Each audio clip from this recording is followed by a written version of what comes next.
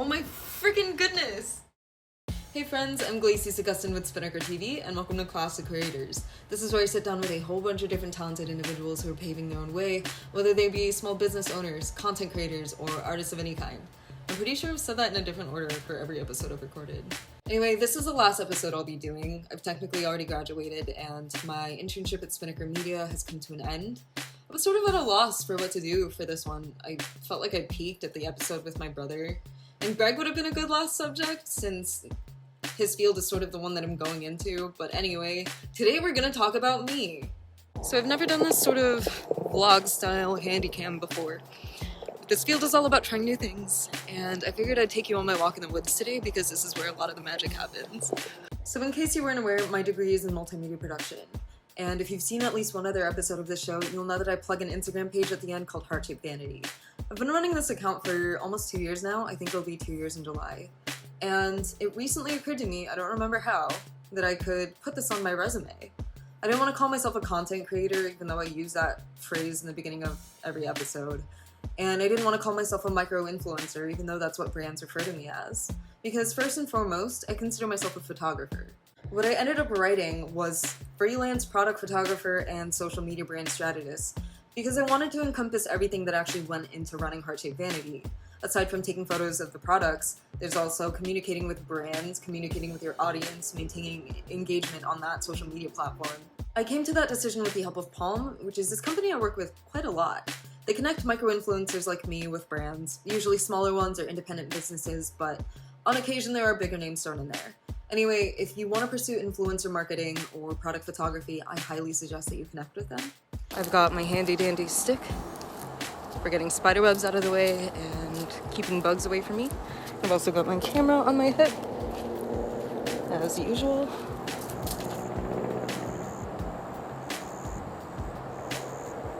Oh my goodness.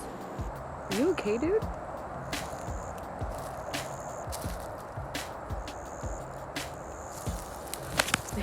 When I was a sophomore in high school, I signed up for TV production. It was supposed to be a blow-off class, but it ended up being one of my favorites. I did a little bit of everything too. I would write the news show, I would run the soundboard, run graphics and video, anchor, but my favorite thing to do was technical directing. The year after that was when I first signed up for a journalism class, and this is what sort of dictated my course. That same year, I picked up a camera for the first time. It was a Canon Rebel XTI, and at that point, it was 12 years old. My family was also taking a lot of camping trips at the time, and for some reason most people find it hard to believe that I enjoy that type of thing. But I was also really into nature photography, and after a while it occurred to me that, you know, everyone in Jacksonville is a portrait photographer. And there was also this dilemma because I like to take candids of people, that you can't just post pictures of strangers on the internet and use them freely without their consent. For the remainder of my high school career, I kept taking TV production classes, I kept taking journalism classes, and that was the path that I followed into college. For the first couple years, I was a journalism major, but eventually that concentration split off into multimedia journalism and multimedia production. And you know, I'm not really a news person. I mean, I hate to sound arrogant, but I know that I'm good at writing the news, I'm good at producing it, but it's not what I want to do. I'm sweaty and I smell like bug spray now, but let's continue. So summer of 2019, the Japan trip, which is also when my brother decided to pick up videography, I started seeing these Instagram pages that basically just consisted of aesthetically pleasing shots of makeup or skincare. And those also being interests of mine, I thought, hey, I could do that. I wasn't expecting the account to grow as fast or as large as it did, and it's definitely stagnated now, which is to be expected, but I hit the 3K mark on the first anniversary of the account. I think I have a tendency to downplay what I do with Heart Shaped Vanity because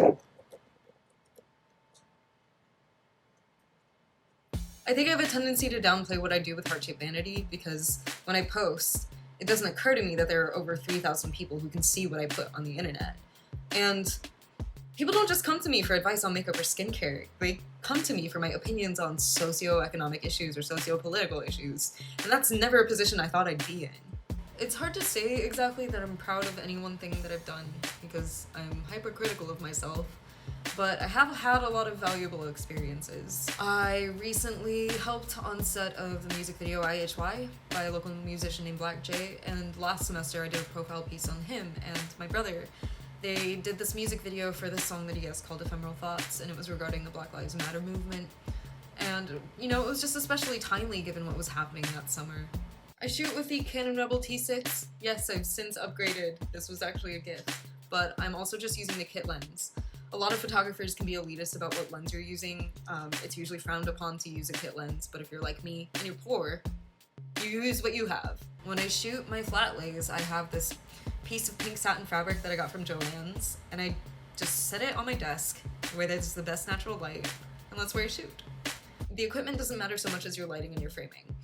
I myself prefer natural light, and I shoot with natural light as much as possible. I feel like I'm not really in the position to be giving people advice, but if I had to tell you a few things, if you want to build a social media platform, authenticity and consistency are going to be your best friends. Your audience wants to see the person behind your work.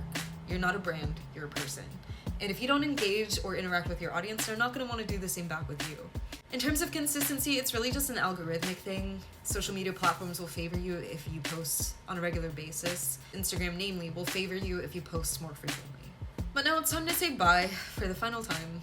Thank you guys for watching this last episode of Classic Creators. It's been quite the ride.